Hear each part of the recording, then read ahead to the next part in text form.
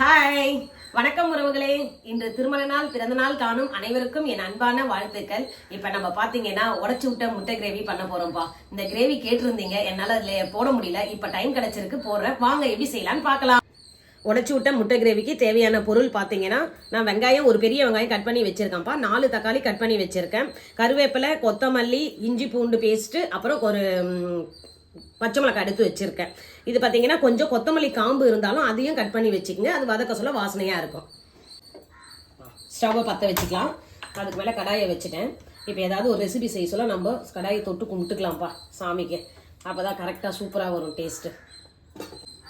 கடாய் காஞ்சிடுச்சு. இப்போ எண்ணெய் ஊற்றிக்கலாம். தேவையான அளவுக்கு எண்ணெய் ஊற்றிங்க. இப்போ எண்ணெய் காஞ்சிடுச்சு. கடுகு போட்டுக்கலாம். கொஞ்சம் கடுகு, கொஞ்சம் சீரகம், கொஞ்சம் சோம்பு. இப்போ கடுகுலாம் பொரிஞ்சிச்சுப்பா. இப்போ வெங்காயம் போட்டுக்கலாம். கூடவே கருவேப்பிலையும் போட்டுக்கலாம். இப்போ வெங்காயம் நல்லா கொஞ்சம் வதங்கணும். வெங்காயம் சீக்கிரம் வதங்க கொஞ்சம் கல் உப்பு போட்டுக்கலாம்.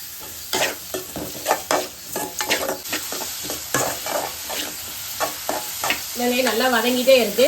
இப்போ இது பார்த்தீங்கன்னா, இது கூட நான் இந்த கொத்தமல்லி காம்பு கட் பண்ணி வச்சிருக்கேன் இல்லையா, அதையும் போட்டுடணும்.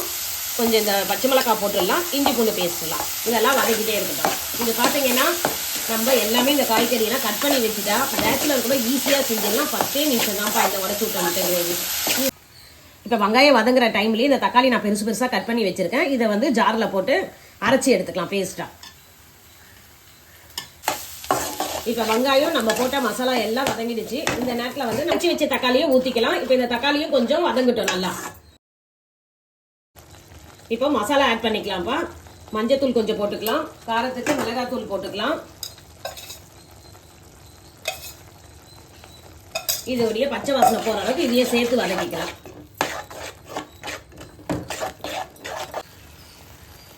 இப்போ நம்ம போட்ட மசாலா எல்லாம் நல்லா வதங்கி வந்துருச்சுப்பா. இந்த நேரத்தில் உங்களுக்கு எந்த அளவுக்கு கிரேவி தேவையோ அந்த அளவுக்கு தண்ணி ஊற்றி கொதிக்க விட்டுருங்கப்பா.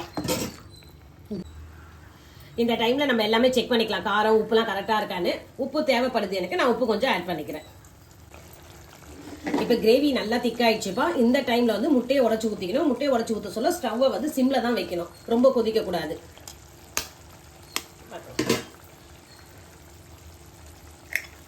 உடச்சி ஊற்றியாச்சு. தனித்தனியாக உடச்சி ஊற்றிக்கணும். ஒன்றோட ஒன்று ஒட்டாமல் ஊற்றிக்கங்க. முட்டையை உடச்சி ஊற்றியாச்சுப்பா. இப்போ 5 நிமிஷம் இது சிம்லேயே வேகணும். முட்டையை கலரக்கூடாது. நீங்கள் அப்படியே விட்டுருங்க. மூடி போட்டு வைங்க. தனியாக வெந்து அது மேலே வரும்.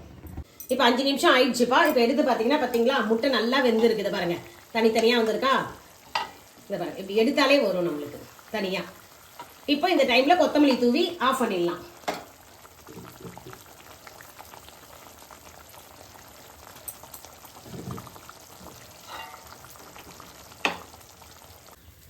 இப்போ பார்த்தீங்கன்னா சுவையான உடச்சி விட்ட முட்டை கிரேவி ரெடி ஆயிடுச்சுப்பா.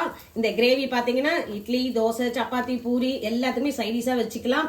தொட்டு சாப்பிட்றதுக்கு சாப்பாட்டுக்கும் வச்சுக்கலாம். நல்லா இருக்கும் டேஸ்ட்டு. இது எப்படி இருக்குன்னு செஞ்சு பார்த்துட்டு எனக்கு கமெண்ட்ஸில் சொல்லுங்கள்.